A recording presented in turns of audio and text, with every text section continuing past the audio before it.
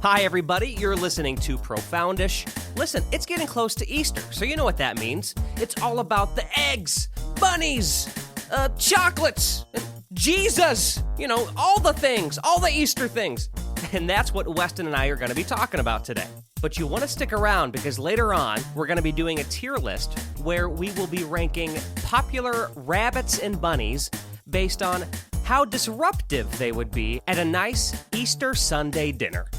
And let me just say, in hindsight, Weston was quite the little contrarian stinker this time around. So you don't want to miss this. It gets crazy. This is Profoundish.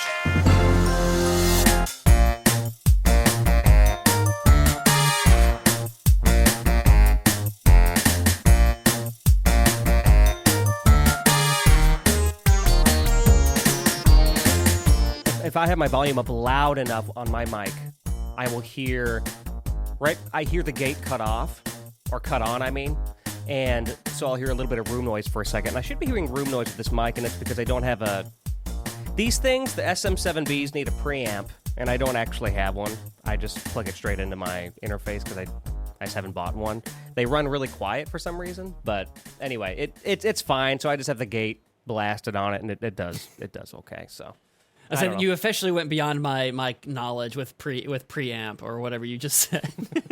And you lost me. Well, preamps boost the signal, so you don't have to run it so hot running into whatever machine you're running it into. I don't have any Wi-Fi on my mic. What? Boost it doesn't the boost signal. that. I bet you there's microphones that have Wi-Fi now. I'm sure I bet there are. Like everything has Wi-Fi now.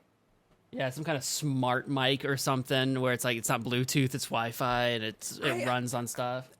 I don't know if this was the old man in me or a different part of me, but I went through this whole thing of this kind of rant in my own head in the car. I was by myself, but I remember just thinking about this, like everything has Bluetooth and Wi-Fi now. Washing machines, bathroom, like toilets have sensors in them, and I could have swore I heard there's a toilet that had like Bluetooth or Wi-Fi. I think one does have Wi-Fi connectivity because you can tell it to close the lid when you're like on an app on your phone now. Oh. Right? Like the really fancy ones. Seems extravagant. It's very extravagant, I'm sure, but like everything does. Like, do we need it? Does it need it? We can do it, but do we? What's the line? Like, we didn't think about. You know the line. It's like we didn't think about. If we should do it. Yeah, you thought about whether you could do it, not whether you should do it. It's from like Jurassic Park. Is it? Okay. Well, it's true. I just think, do we really need a Bluetooth toilet? Because the way functionally we use toilets hasn't changed since the toilet has been made.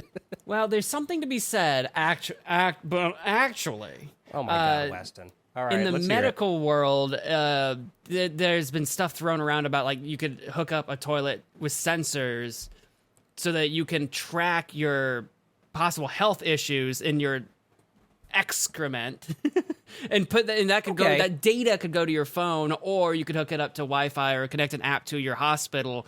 You can send data straight to your doctor for monitoring, for health monitoring. That has been thrown around for a long time. I don't know where the technology is on that right now. I think less feces and I think more urine, where they're looking for stuff in it that might be an indicator of health concerns. I don't know what, because I'm not a doctor, but I've heard about that. That is a thing. That is interesting. And it kind of makes sense. But I just can't think of really many other applications besides that. Yeah, I wouldn't want to use it for the toilet seat. Like, I'll just move the toilet seat up and down, unless you're just, like, neurotic and you don't want to touch your own toilet seat, but I don't know. I know they have, another one, and it's either Bluetooth or Wi-Fi, because like I said, everything has an app type to it, too. Heated seats. So, like, I've heard of this, too, like, you can, like, heat your seat. Like, so, like, if it's, 2 in the morning, you got to go to the bathroom, you get up, and it's like you don't sit in that cold seat. You can open up your phone, lay in bed for another 5 minutes, let that seat heat up, then you can sit down. I wouldn't want the seat to be hot. I don't want to sit down on a toilet seat that's like actually warm. I get not wanting to sit down on it that's ice cold, don't get me wrong, but like sitting on an already warm seat It's like, it almost feels like somebody just sat there. It's like you're sitting on after somebody else. Yeah. I guess you can just psychologically get over that. Like you can just get over that. But I don't know. I don't like it. I don't like the idea.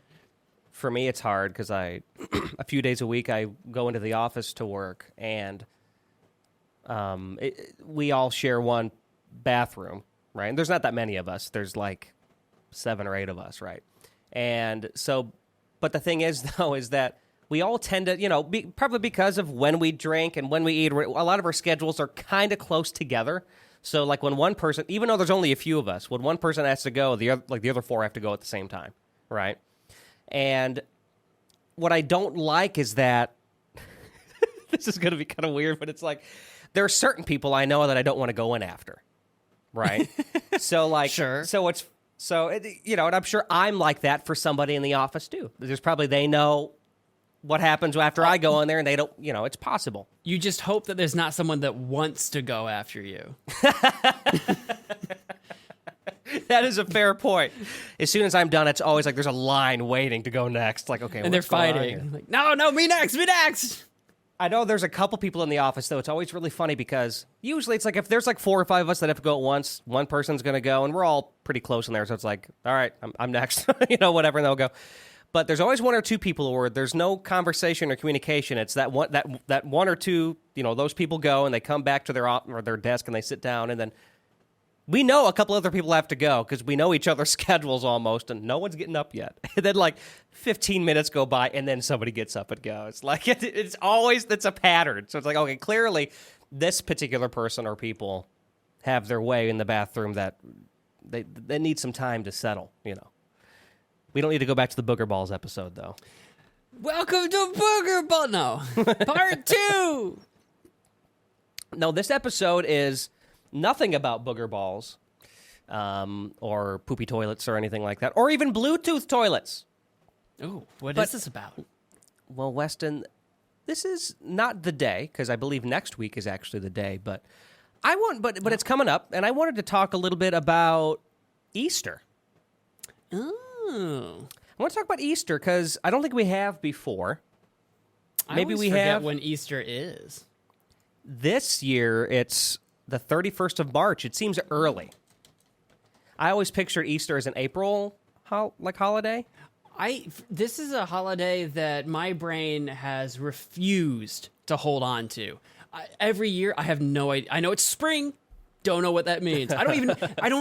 My brain doesn't hold on to when spring starts. So I don't know when spring even starts. I'm like, February, March, right. April, May. I don't know. It's in there somewhere. It's tucked away in there somewhere. It's weird because, once again, it's not like Thanksgiving where it's always like, what is it, the 3rd Thursday of November or whatever? Like, it's not like that. It's just some random Sunday in the spring. That's all Easter is. There's I'm sure there's a pattern to it, but I don't follow it. Like, it's the 31st this year? That seems so early. I don't know because it's a very like Christian holiday as far as I know.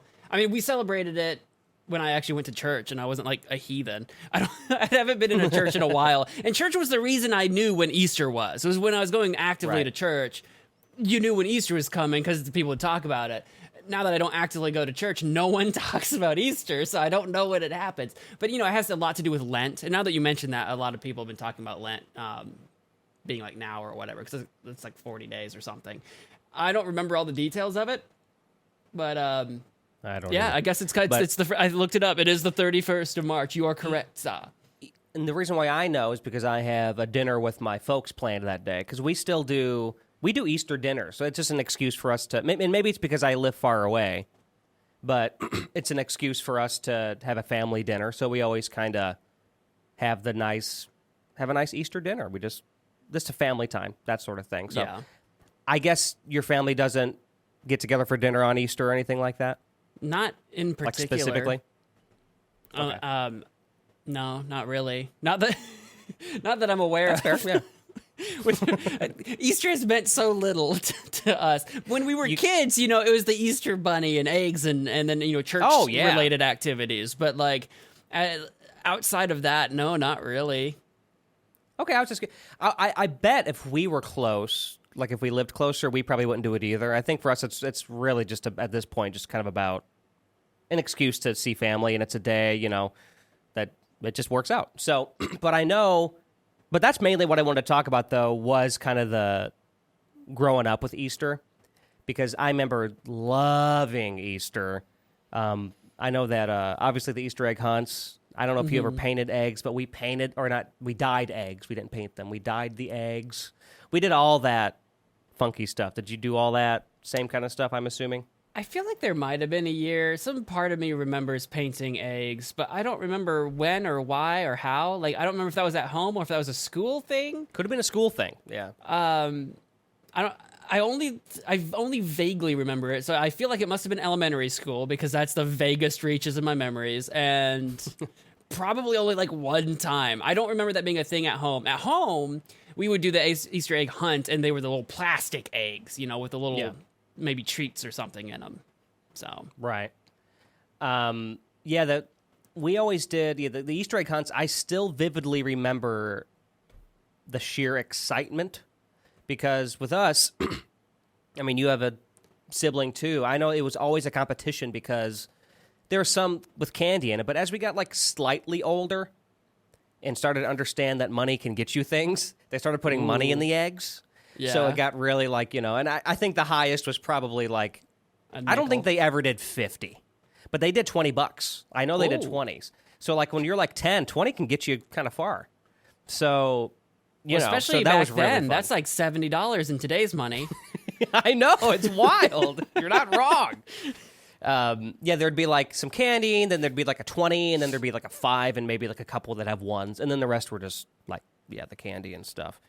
Another weird tradition, and maybe this is other families did this too, but my mom always got us, this could have been just a my mom thing, but she always got us the baskets, the Easter baskets. Yeah.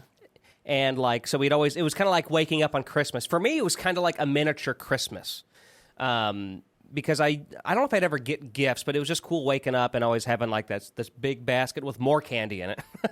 I had a couple like toys too, like and stuff like that, small toys, that could fit in the basket. But it was always super fun. Yeah, I don't remember toys or it was just you said like a second Christmas. For me, it's like a weird spring Halloween, right? Like it's a weird spring Halloween. Right, because it was mostly candy centric, especially chocolates, like the chocolate bunnies, the chocolate eggs, lots of candy like you would Halloween. And for some reason, people dress up like a giant freaking rabbit. So like, it's like a second Halloween. I guess my mom just kind of spoiled me on Easter. I guess that's really what well, it also sounds like you guys probably just did more on Easter, so... We did. We did a lot on really all of the holidays. We really kind of went all out, but now it's just a dinner. And once again, we did the church stuff too. A lot of the times the churches we went to also did like Easter egg hunts and stuff for the kids. Yeah. I think our churches did stuff like that. I know our school did the painting the eggs. I remember that specifically. Okay. I also remember like we'd hard boil the eggs that we dyed. Yeah. So like when you'd peel the shell, it would still have the color on it, which was really weird. So like if it was like it'd be like a bluish green like egg. It was really strange, but I loved it. Kind of profoundish color. I remember that specific color. Experience with eggs. That what's our color? It's like it's kind of teal, kind of green, kind of blue. You picked that color palette. I don't know what color that color is. Isn't that good though? It's unique. It's like I'm like it's blue. No, it's green. It's teal. It's somewhere in between. It's teal, but green was like, hey, I'm more important than you. Blue. It's like teal with green taking the forefront. I think it's more... Well, maybe it's not. I don't know. But I do love those colors. I think it's more on pretty the unique. blue-ish side between blue and green, but it's got some wang to it. It's blue with wang to it. Got some wang to it? It's got some wang What's to wang? It. It's got some of that wang to it. Oh, my God. It's got some of that wang. That spizzang. That spizzazz. Yeah. What else can we say about Easter, Weston? I have a fun segment planned in the second half, but we can't get there yet. What else can you give me? Well, let's see here. Or is there anything else kind of related to that time frame, maybe? Just kind of roughly, loosely in theme? Because it's spring, and I don't know about you. Tell me, Well, you're not in Illinois anymore, but think back to when you were still in Illinois 90 years ago. Do you feel like springtime in Illinois as an adult felt so much worse than springtime as kids? Does that make sense? Spring now, in my mind, as an adult, is usually muddy and terrible, and I hate it. Like, I don't like spring, and it gets muggy and hot and stupid. But as a kid, I remember it being a lot more fresh. Like the whole thing about it being like a fresh time, like flowers are blooming, like flowers, light rains, not muggy yet. Now I hate it. Like, my favorite season used to be spring because I love rain, but I like cooler weather with the rain. Now I hate it, and I much prefer the fall. And I've gone the exact opposite end of the seasons or whatever. And I don't know if that's just climate change, or am I just crazy? Illinois spring and Illinois springs in general are either kind of what you said. It's already trying to be summer, but it's also kind of like, it's super wet. It's like wet summers, like a lot of rain. So it's already too hot, getting kind of humid, or winter lingers on too long. And it's still pretty cool. Like a little too cool for it to be spring, right? And very rarely is it like actually spring. So as an adult, I do remember, well, I'll put it this way. I don't have any like positive spring memories as an adult in Illinois. It's the same thing. It's like I remember, and maybe it's just what we learn in school. Maybe it's all just in our heads, right? And it's like, this is summer, this is fall, this is winter, this is spring, and then spring is green and flowers and sunshine, sun's back out and all that stuff. Because that's exactly what I wanted to know. Is that just my child brain inventing what the seasons was like, or what? Like, I'm like, I don't know. Well, my move has actually kind of given perspective, because now summer's here, and I'm in not the deep south, but I'm in the south. It gets hot as hell, and I don't like it, and it gets worse than Illinois does. But the springtime is here because the winters are more mild. So it's like the perfect time right now, right? It's like 60s. It's getting into 70s too. It's also been a super mild winter in general this year, like for everybody. But 60s and 70s, like it's kind of rainy, but also like it's not just muddy. It's like it doesn't rain a lot. It's perfect. It's great. It's kind of breezy. It feels like spring because all the grass is super green. It feels like it. And I never made any conscious. I never thought about it until I moved here. So clearly it's different, right? Yeah. At least spring. Now, granted, I would take an Illinois summer over a Tennessee summer any day. But the spring is better here, I would definitely say, just because it's before it gets to be 110 degrees or whatever. Because that's what I want. I want to be somewhere where spring actually feels like spring. Like, I don't know. I feel like, I don't know what part. The thing is I don't know if there's any part of the country that, the thing about Illinois is that in kind of those states kind of in the middle of nowhere, it's like, we always joke about like the 12 seasons. You got spring, then you got full spring, then you got like your third winter, and then you got all that stuff, right? That crap happens. That's true. But like, I feel like the farther north you go, you're just going to have probably springs, because even Illinois has it sometimes. Like, we've had snow in April before. Like, I wouldn't be surprised if it just gets a little too cool for you to really want to spend a lot of time outside. Like, when spring, I feel like I want to be outside, Right. But I feel like you get too north, it's going to get too cold. But the thing is, if you get too south, the springs are going to be good, but then get ready for summer, it's going to suck. So, like, it's really hard to find, I think, a spot that kind of does all four seasons good perfectly. Or That's tough. Yeah, maybe somewhere does. I don't know where. Someone out there, tell us, where is the weather perfect all year round? Tell me not where just the same all year round, but the perfect summer, the perfect spring, the perfect what I fall, want, the perfect winter, right?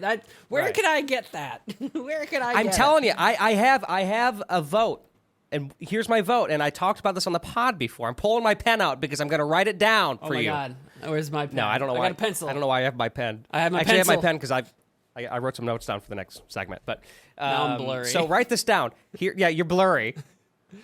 Come on, You're still camera, blurry. you can focus. Do it for me, baby. For our audio listeners, Weston blurred himself just by pulling out a pencil. I pulled a pencil and it censored the whole camera. I was going to say, I'm sure you recall, last summer, Steph and I took a trip to Arizona. Yeah. And the weather in northern Arizona, now Phoenix, southern Arizona is just hot as hell because it's Arizona. But in the northern part, it's beautiful. Like, and I did a lot of research. We went there in the summertime, and like summer's there. It's low humidity, which is one thing Illinois severely, has a lot of, is humidity. And low humidity, and like summer's average low 80s, high 70s, which to me is like an amazing summer. And then winter, you get your snow. You get all four seasons right there. Flagstaff, Arizona, specifically. That would be a place I'd love to live because it really does nail all four.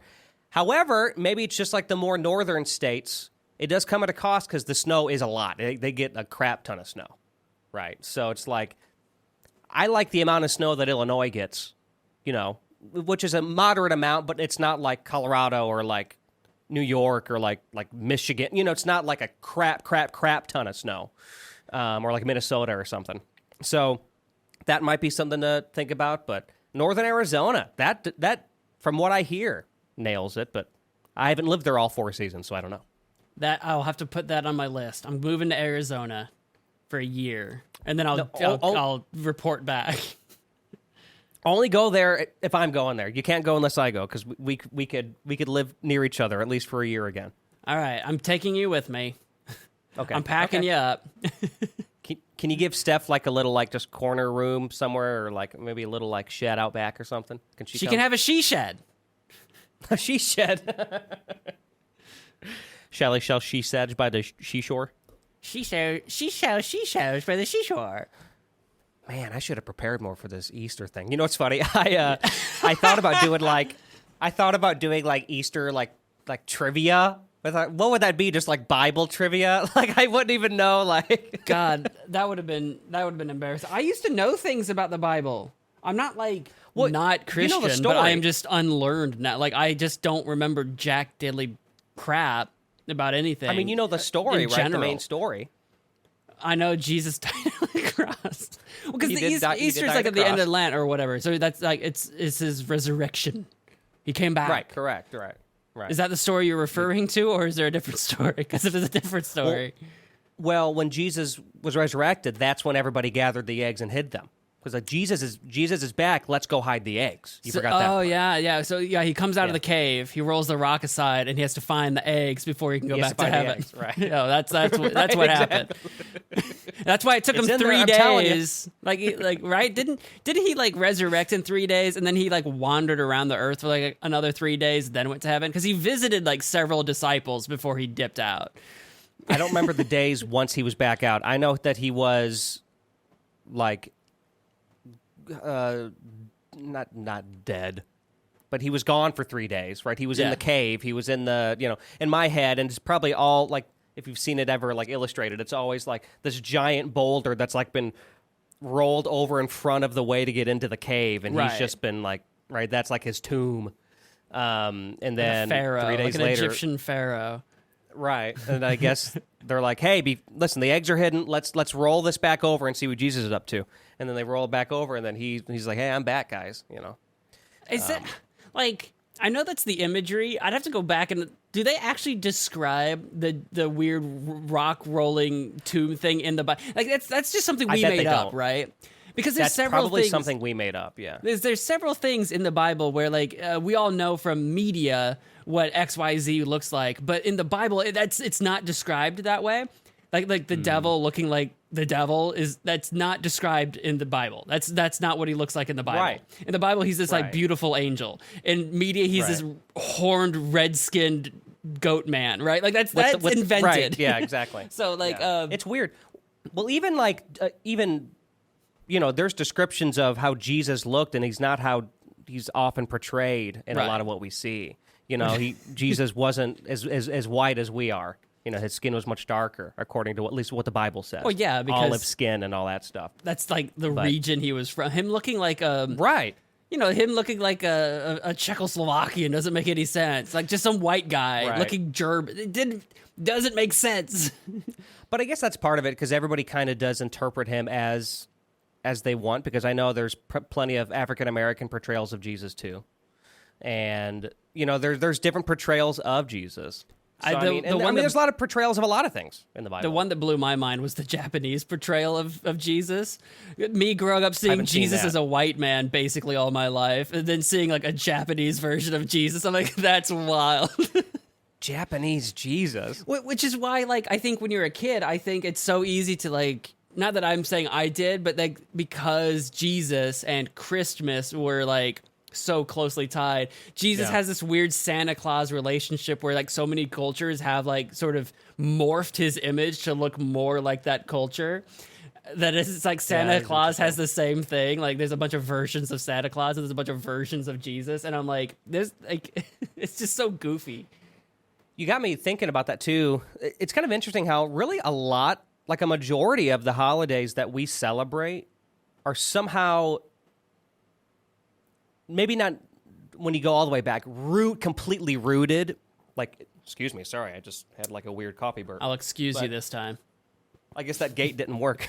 I didn't hear it, so I think it did work. Oh, I did? Okay, good. Well, I heard it. But anyway, a lot of holidays, like Christmas is one of them. Obviously, there's a lot of like Christian ties to it. Halloween, same thing. Halloween didn't start as a Christian thing, but Christians tried to take it over to cover up all the crap that it started as. That was like All Souls the pagan Day or stuff. whatever, yeah. And Easter, like a lot. I just read like quite a few holidays that we celebrate kind of do have some sort of Christian like undertone to it, even if we don't see it that way now. Mainly, it's just Easter and Christmas now.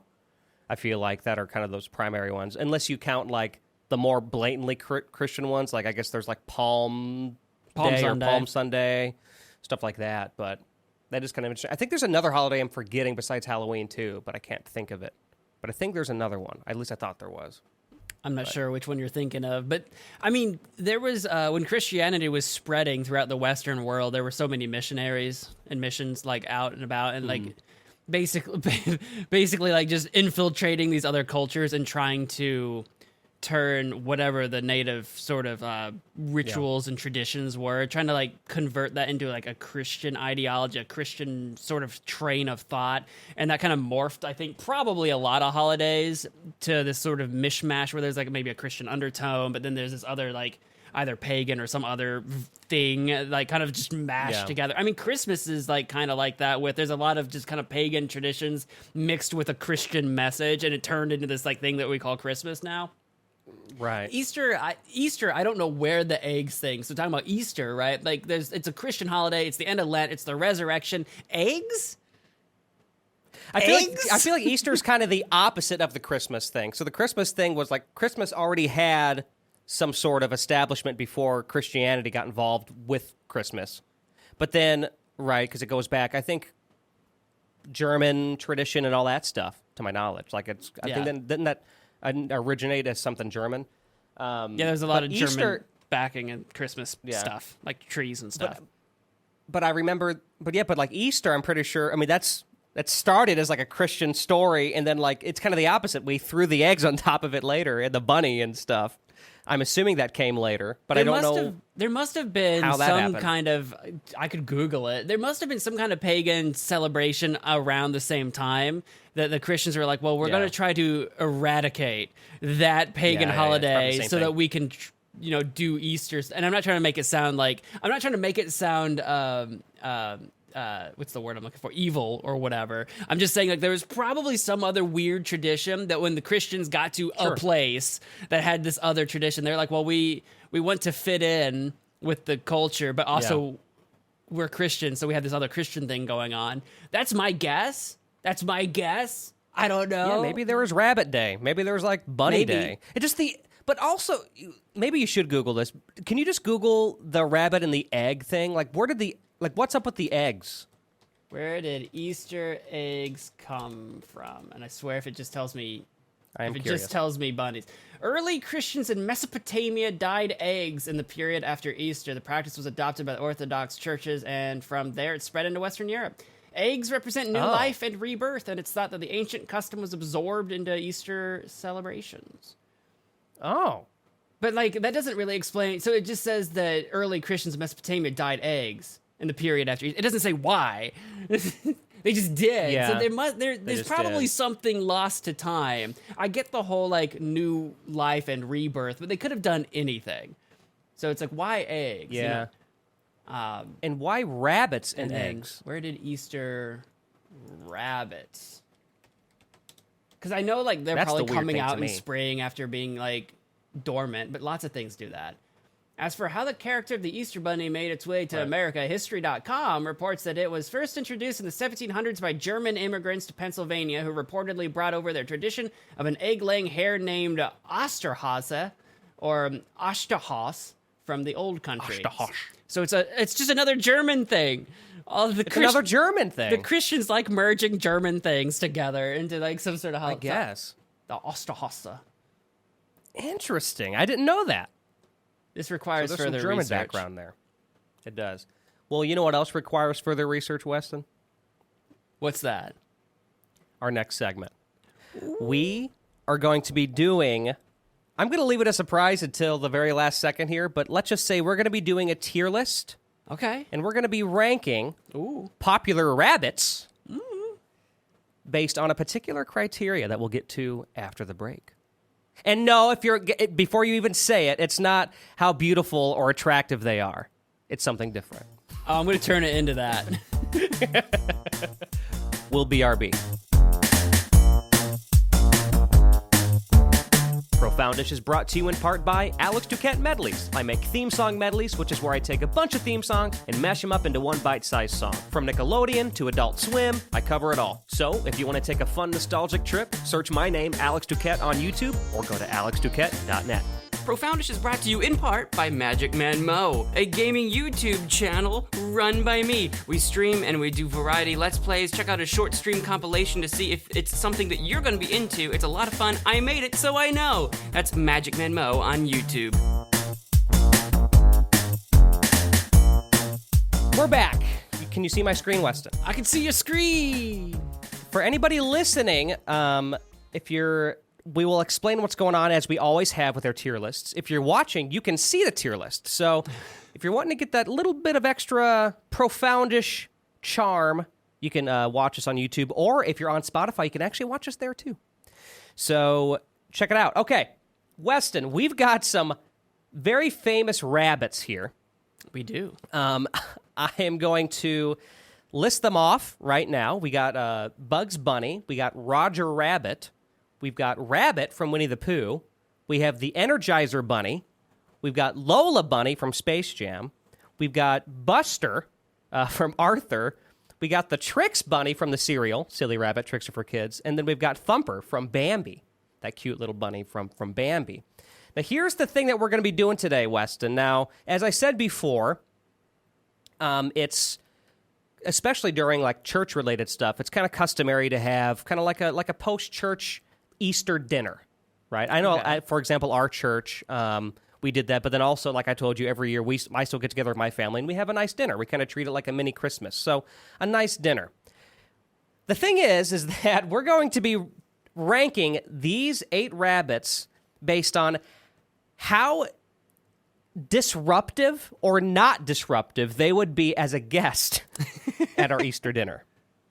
So this is let's assume that we're gonna be kind of dressing up. It's gonna be nice. Maybe everybody's bringing a platter. We don't have to worry about what food they're bringing. But in general, they're gonna be a guest that we're bringing to this nice dinner. And here are the ways we can rank them from I'll just kind of go from top to bottom here. So the best they can be is wonderful guest. They're asked back next Easter. Down from that is nice guest. After that is kind of annoying. Below that is very disruptive. And the worst one it could be is terribly disruptive guest, and they're asked to leave early. So we have to look at these rabbits and rank them based on how disruptive, or annoying, or how good of a guest they would be at dinner. Like how just well they'd get along with everybody and everything.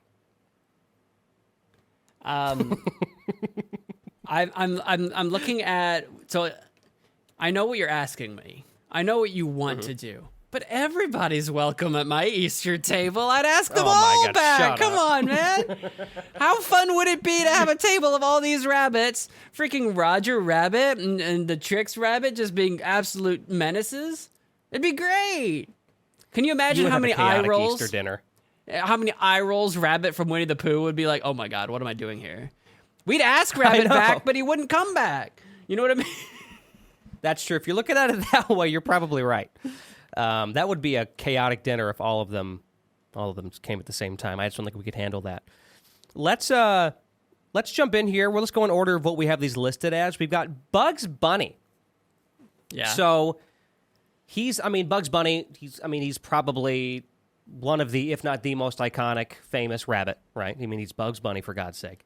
What do you think? Like, once again, we're going from he's a great guest to kind of annoying to extremely disruptive to you gotta go. Like, you're ruining Easter dinner with your, a disruptive nature. Where would you put him?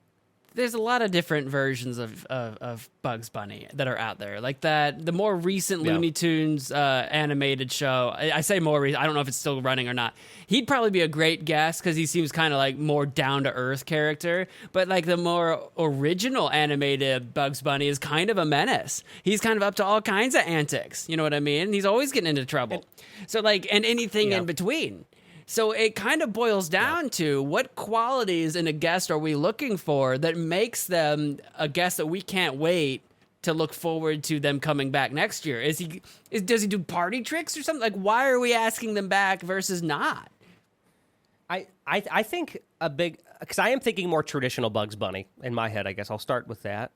But because for a lot of these, I'm thinking more on the disruptive side. Like, if what I'm trying to say kind of is that if there's not a lot of things that make them inherently disruptive that you can think of, they're going to be a decent guest, right? I don't know if they necessarily need to like stand out, and maybe like if they do something extremely great on the opposite end, like.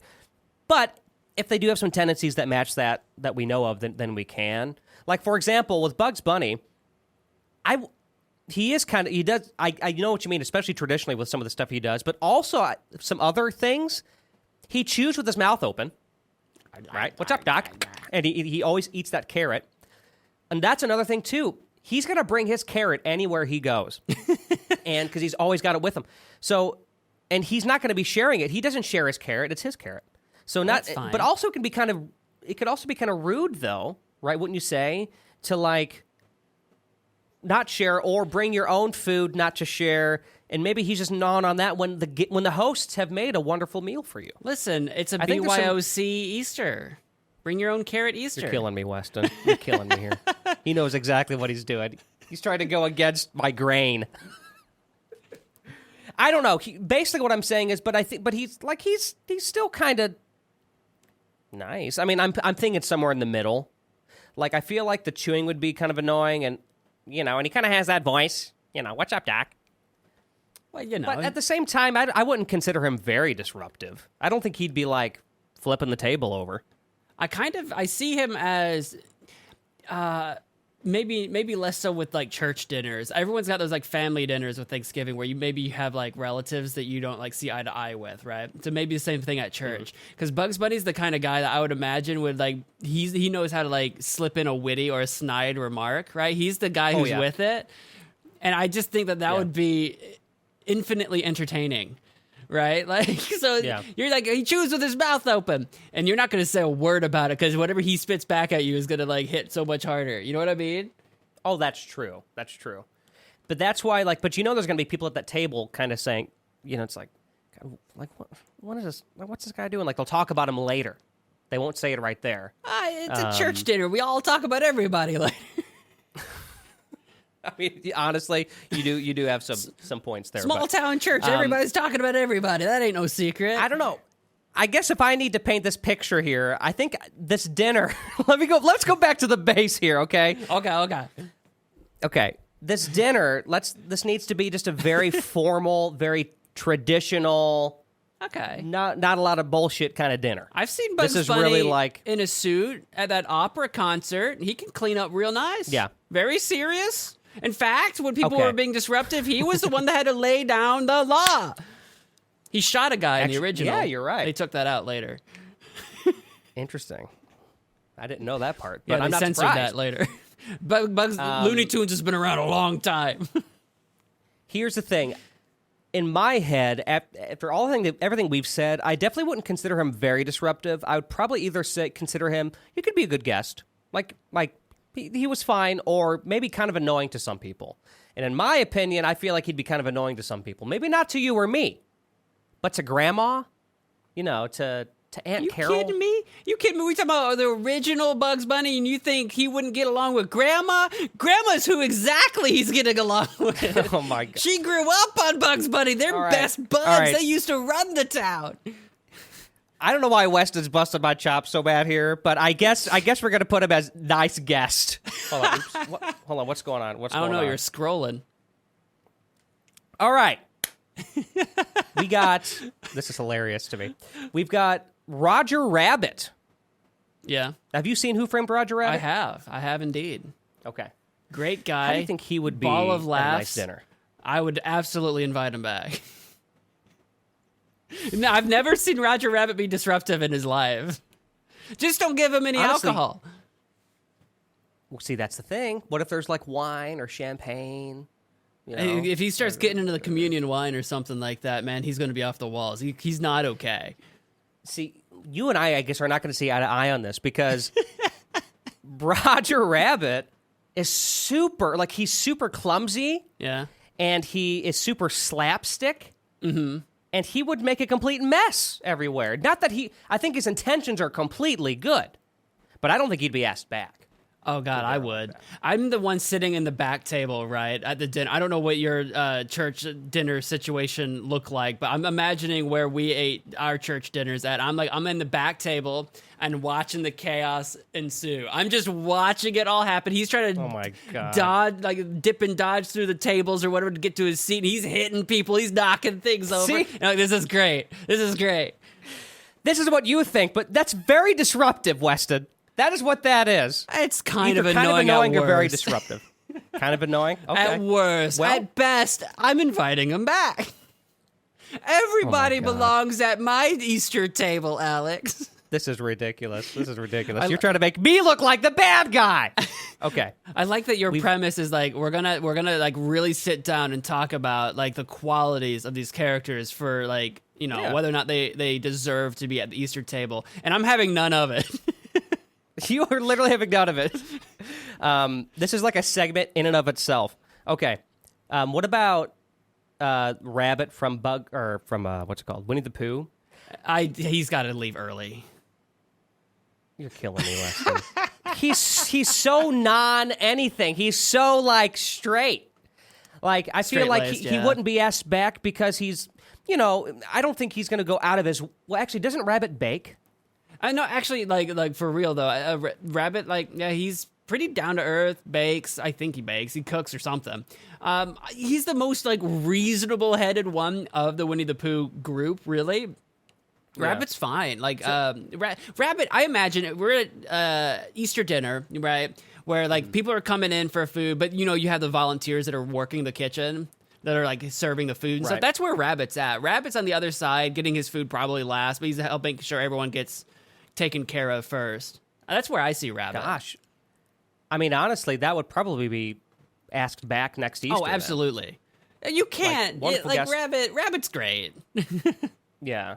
I guess you're right, because when I thought about the baking, I thought, what you explained even makes more sense, but I'd say he definitely would bring his own food. He'd bring his own platter to share, Now, on the opposite end of the spectrum, coming to dinner, we've got the Energizer Bunny. Now, I don't know about you, but if you're bringing a bass drum to dinner, I think that's going to be kind of annoying. Dinner and a show, Alex. Have you heard the Energizer Bunny? It's this dum dum dum dum dum. It's one straight beat the whole time, and it's just a bass drum. One man show. That's annoying. It's not a cello. It's not a piano. It's a bass drum. I mean, he could do a few flips with his mallets or whatever. That's kind of neat. The thing is, though, is that he always is running. That's the point of the Energizer Bunny, is that he's always going. So when it's time to say grace, You're not gonna hear what anything's going on. It just dum dum dum. He's bringing a bass drum to dinner. That is gonna be disruptive, Weston. You can't say it's not, even if you like it. You know, of everybody here that I have defended, I'm gonna have a hard time defending the Energizer Bunny. I don't know anything about him. I know he's cool. He's got those sunglasses. That is one cool cat. Yeah, he's cool. He's a cool dude. I kind of imagine, though, he's the guy trying to get into the Easter dinner, right? And you can hear him banging his drum, circling the church outside, right? Trying to rally people in time for dinner. Energizer. That's true. He could be the guy that rings the dinner bell, but it's a dinner drum.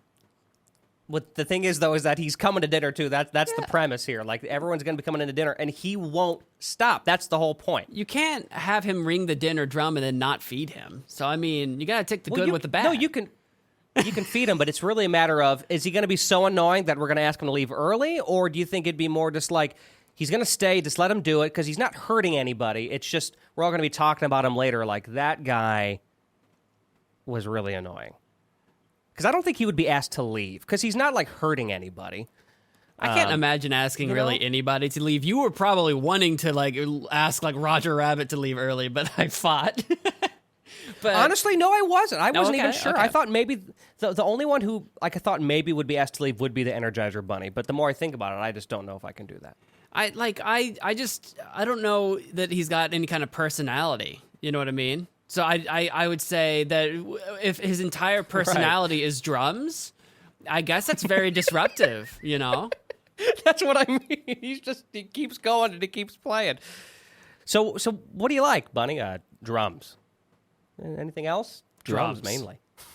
Have you seen it's on like YouTube and Instagram and all over the place. This guy that makes like a little animated like it's animals. There'll be like some animal fact, and he animates like a little short about it or whatever. And there's this one with a hamster. He's got this recurring like hamster character like around Halloween and stuff that's like terrorizing this rabbit character, and he only says one word, and he says mouth. Oh, mouth. I'm not familiar with it. You have to look this up. You can just Google like animated hamster mouth, and it will come up. I love this guy. I don't remember. Interesting. I'll Google it 'cause the name of the channel is amazing. Animated hamster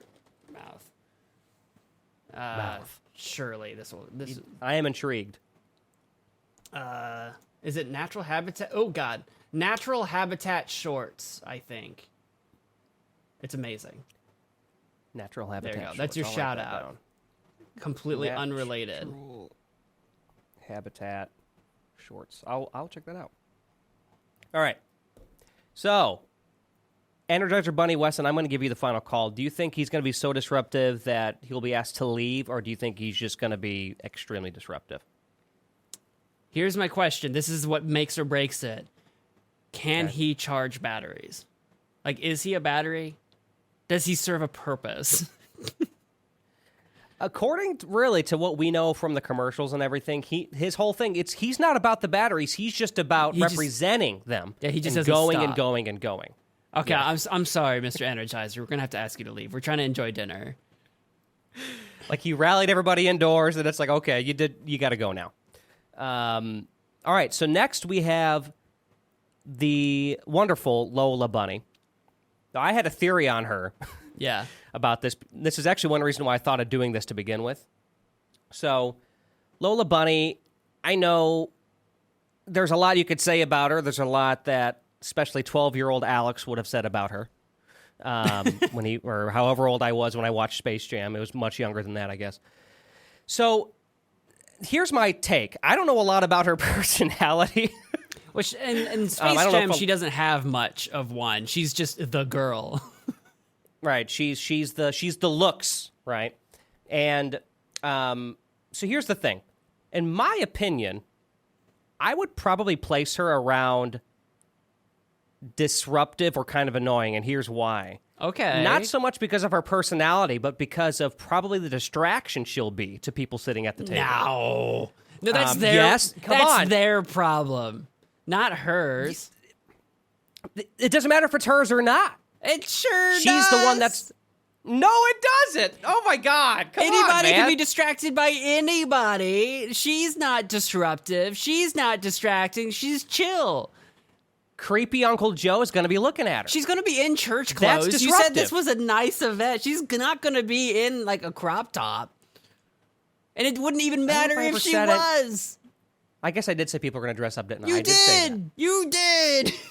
I shouldn't have said that because dang it. I think you would have more of a case of her being disruptive if you went with the newer version of Lola Bunny from the newer animated series where she's like super ditzy and airheaded. I love her. Okay. I love her. Okay. But she would be disruptive there because she's like terrible at everything. Not a terrible person. She's just terrible at everything. But right. you would have a stronger case with the new animated series. But the Space Jam Lola Bunny is like the most like nothing character. Like she's just the girl. If she is dressing nicely, then I guess there'll be less distraction for the creep. You can't just say no pretty women, bunny-shaped women or otherwise, aren't allowed at Easter dinner. You can't just say that. You completely rephrased that. That's not ever what I said, and you know what you're doing. Plus, it wouldn't be as disruptive as it would be like distracting, I guess. I just can't imagine you saying that she would be more destructive or disruptive rather than Bugs Bunny himself. You don't know creepy Uncle Joe. Creepy Uncle Joe? You don't know. Maybe he's not being asked back.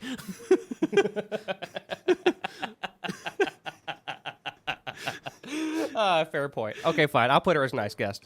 I respect that. I'm asking her back. She goes to S tier. You want to ask her back? She's a wonderful Why? guest.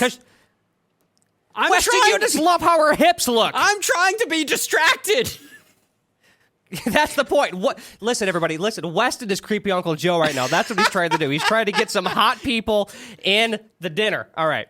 I'll leave it up there. This is a chaotic tier list, and I'm here for it. So here we have, what's his name? Buster from Arthur? From Arthur, yeah. Buster's just a pretty nice kid, right? Yeah, I don't have any, I don't have any massive pros or cons for him. He's just kind of a stand-up guy the way I remember him, right? Yeah, yeah, to my knowledge, was Buster the one, didn't he get mad a lot, though? See, I don't... Didn't he have anger problems? Maybe he didn't. I know I watched Arthur. I don't know if there's a ton of Arthur or not. I don't remember a lot of Arthur, and he may have had issues, but, like, you know, they were all issues that he was a kid and, like, working through, because that's what the show was about, right? So I don't remember if he had anger issues or not. I don't remember him being angry, so either it didn't matter to me or he got over them or that was, you know, a whatever thing. But right, I don't remember, I'll be honest with you. He's a kid. Well, I know for a fact that he's a kid. Once again, I don't know if he would be asked back, but I definitely don't think that he would be a bad guest either, especially if you don't know all the details about him offhand. I could have swore there were some episodes where he would get really mad, but also he's a kid. He's trying to figure himself out. Yeah, maybe. So I'd go nice my guest. vote would be, nice guest. Like, he's definitely not offensive by any means. I'm not inviting him back because he's a kid, and I just don't like kids, so, but he's nice. Right. No. Right. No kids, No more kids. Lola bunnies. More Lola Bunny. We're trying to turn Easter dinner into Hooters here. That's what we're trying to do. Yeah, this is like Weston's Playboy Easter Why did I say Thanksgiving for some reason? Yeah, let's make a book called that, Weston's Playboy Easter Thanksgiving Dinner. Let's draw that picture, Pinata. Draw that picture. Please send them to send it to me. Can we make that our merch? Make that a shirt? Weston's Playboy Easter Thanksgiving. I think to fit on the shirt, we don't want too many words. I think just Weston's Playboy Easter would be great. And it's got Lola Bunny in it. It's like a dinner table with like eggs and stuff and a bunch Lola of Lola Bunny. That's it. In a crop top, apparently. Well, of course, in her outfit. Yeah, at least in the first one. Okay. Tricks. This is, if you're unfamiliar, anybody listening or watching, which you probably do know who it is, because do they still do the commercials with Tricks? I have no idea. I don't even watch TV anymore. I'm sure they do. It's the classic silly rabbit. Tricks are for kids. So the whole thing with him is like, I feel like I don't know where he's going to be sitting, but I definitely don't think he'd be invited back because one of his biggest personality traits is trying to manipulate people into letting him have some of their food. Well, specifically if it's Trix. He might be right. He might actually be fine at Easter dinner if there's no Trix at Easter dinner. Like, I feel like Trix is like his trigger, like an alcoholic with alcohol. Like for this rabbit, it's Trix, right? If you just keep that out, right? But I also don't want you to give him too much credit because we really have no knowledge otherwise. We only can base it off of what we know about him. So maybe it is more than Trix. Maybe Trix just happens to be the thing that, Plus, it's kind of weird with the kids. He's always, like, hanging out with the kids. Like, why don't you try and take it from adults? He's not trying to hang out with the kids. Well, you can't take it from adults. Tricks are for kids. God darn it, Alex, it's That's in a fair point. That's why. Dang it, Weston, you got me. No, the farthest that I would stretch with this is maybe that he's got it's a sweet tooth related thing. Like, he just can't, a lot of us can't say no to the sweets. But there's got to be sweets at this dinner. There's always some sort of desserts or whatever. And I feel like that could cause some issues. I'm not saying that it would be very disruptive. I'll meet you in the middle and say maybe it's just sweets. I don't even know. In which case it would just be probably kind of annoying. I don't even know if it's generalized sweets because Trix is like fruity sweet. So I don't even know if it's like chocolate. Like Easter is known for chocolate. So I don't even know if that's the same like level because I don't know if Trix makes it like a chocolate Trix. Because now you're getting into like Reese's Puffs, chocolate and peanut butter. Well, no, I just mean like I'm just trying to compare it to something to kind of meet you in the middle. Because in my head, he'd be clearly kind of annoying because I think that's the only personality trait we have. I think if you're going on that, it's fair to put him on the same level as Roger Rabbit. Yeah. Which is on the kind of annoying side.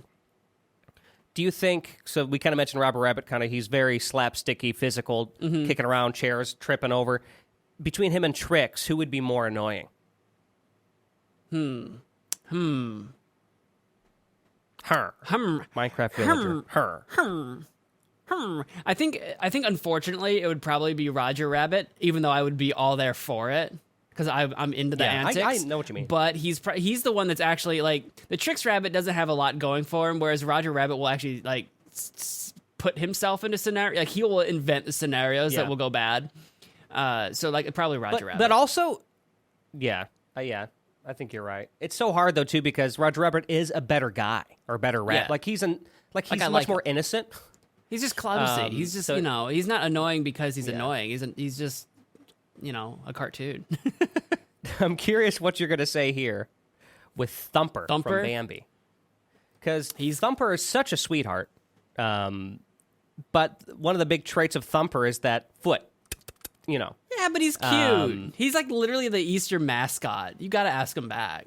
He's cute. It's kind of like though, like, have you ever been sitting in, like, I don't know, like a trailer? I don't know, somewhere where like you could like it's not a very sturdy environment. Yeah, and like someone's got that leg, which I do this by the way, like where you shake your leg kind of up and down really fast. It's kind of like it's like a tick kind of. I don't know what you'd want to call that. My brother does that pretty bad sometimes. I don't really do that, but I know what you're saying. Like the thing that where you like shake your head, like your leg violently when you're sitting down, and it just shakes the entire earth. Yeah, I get it.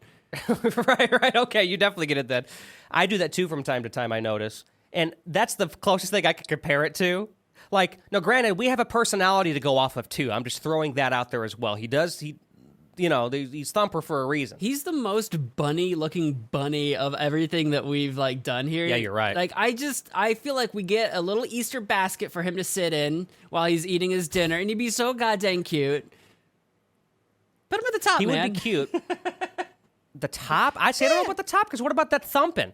What about the thumping? It's cute thumping. Creepy Uncle Joe's going to get annoyed with that thumping. Creepy Uncle Joe's not being invited back. I'm Creepy Uncle Joe. Don't worry about it. Oh, that's right. Because like I could just imagine like we're all eating. There's kind of that break in conversation. Then you just hear, and we'd be like, "Oh, Thumper." It's like watching a dog running in its sleep. How about this? Can I meet you in the middle and make him the nicest of the guests? Why aren't you inviting Thumper back? Because that's an annoying noise. For me, I get annoyed if I hear somebody sneeze 3 times in a row. What? Okay? Well, welcome to church. You got like 80-year-old grandma sneezing 17 times over Easter dinner. I know! Who are you inviting to Easter dinner? This is ridiculous. This has become the most chaotic tier list I think we've ever done, and I was not expecting this at all. Alex is like, literally, there's only 8 characters. We're going to fly through this. It's going to be an easy breezy tier list. Like, the answers basically write themselves. And then Weston comes in here like a wrecking ball. But here's why Weston did this, everybody, and I know it for a fact. He did this because we didn't rate them on how sexy we thought they were. I can guarantee that's what it is. This is his way of acting out. and this is what Weston's doing. He's acting out. Yeah. I'll bring it. Hey, you know what? Though, because I'm a good friend, I'll bring him up. Yay! There. I'll put him right behind Lola Bunny, so he's got a good view. We had to have more than just Rabbit and Lola being invited back. We had to have more than that. In fact, have you noticed that Rabbit and Thumper are both kind of looking right at her? Like right at her, they're just like staring right at her. In the pictures that you've chosen, yes, that is true. Lola has become our our ancient artifact relic thing that the adventurers have dived into the cave to gather, the Indiana Jones style. I don't know what scenario I'm inventing in my head, but don't worry about it. Yeah, creepy Uncle Joe's got some weird scenarios happening, but we'll wrap it up here, ladies and gentlemen. This is how we have our rabbits and or bunnies coming to our dinner. So. The ones we would invite back to our nice Easter dinner would be Rabbit from Winnie the Pooh, Lola Bunny, and Thumper. Nice guests that may not come back, but they're certainly welcome in our home again, would be Bugs Bunny and, what's his name? I always forget. Buster from Arthur. Mm-hmm. The ones that are like kind of annoying. So these would be the ones where it's kind of like, maybe you'd kind of have a little, remark that you'd make after our guests leave. Kind of annoying would be Roger Rabbit and Trix. We didn't put any at very disruptive, but then we have one set at terribly disruptive guest asked to leave early would be the Energizer Bunny, which I think is fitting considering his personality is bass drum. My one asterisk to all of that is that I would invite them all back to all be there together because that would just be so much chaos. I'm here for it. If this were to be, if this were kind of the opposite and they were like, how could we make the most chaotic dinner, they would all be in one category at the very top, just chaos, and we throw them all up there because they'd all feed off each other. You know what I mean? So, well, that was fun, and boy, did that change up how we usually do tier lists. We got loud, and that was fun. It's my coffee kicking in. That's what it is. I guess so. Weston, where can people find you on the internet? Right here. I've got a website right here. You're listening to me. WestonHasty.com is my website. It's a landing page to all of the various things that I do. The big thing that I spend a lot of time on is on YouTube doing gaming stuff. You can look me up, Magic Man Mo, on YouTube. If you want to read some of my poetry, I have my blog over on hastilymadedecision.com. And if you would like to go the extra mile and have a physical copy of a short little book, Smiling for the Sun is now published, and you can read it. Yeah, Alex is like, this is the first I'm hearing of this. Excuse me? That's right. I've compiled a bunch of my haiku from my poetry blog into a physical product. If you want to put it on your bookshelf, you can. It's called Smiling for the Sun, available on Amazon and Kindle. And if you have Amazon Kindle Unlimited, you can read it for free. Oh my gosh. I'm literally going to hop online and get that. You said you can get it on Amazon? Yes. Heck yeah. As of recording this, it's published as of yesterday. Oh, that is amazing. We talked about many episodes ago now that I've been kind of getting into reading physical books again, so I will be getting that. Yes. So get that too. It's a short thing. It's only 31 pages. Short little, just a little thing. That's so cool, though. That's still cool, though. Super cool. As for me, you can find me, you can go to my landing page. It's alexduquette.net. As of the recording of this, I guess what I'll mainly plug, though, is I guess it'll be a few weeks out. You know what? Never mind. I was going to plug something that I'm not going to plug because it's too far out from when it's actually going to release. So I was going to be my next VGM quest. I won't talk about that yet. But yeah, go to my website, alexduquette.net. You can check out my music. I have an original album called Songs from Sangamon Street. I also have medleys. I'm back in full force with medleys, which are basically a bunch of little songs I put together into one big song. I've recently done a SpongeBob SquarePants medley that seems to be doing well, which I'm pretty excited about. So go check out that medley and listen to it. Everybody knows SpongeBob. It's Go check that out. And I have plenty of others, too, that you can probably relate to as well. Profoundish, you can find us all over the social media world at Profoundish Pod. We're on TikTok. We're on X and or Twitter, whatever Weston prefers to call it now. I think he goes back and forth. Maybe it's just Twitter still. But you can find us there. Where else? And we have an Instagram as well. And then you can also listen to us on where you're listening to us. We're on Spotify. You can listen to us or watch us on YouTube. Plenty of Apple Podcasts as well. But also, when you're on those platforms, please, please, please do the things that help our show grow. If you can leave us a rating, leave us a rating. If you can leave us a review, leave us a review. You can do that on Apple Podcasts. That's one of the most important things. Like the video, wherever you're at, do your things that you can do. Hit the bleeps and blops. That means a lot for us. That's all for now. So we're going to go argue about this tier list some more. But until next time. All right. All right. All right. All right.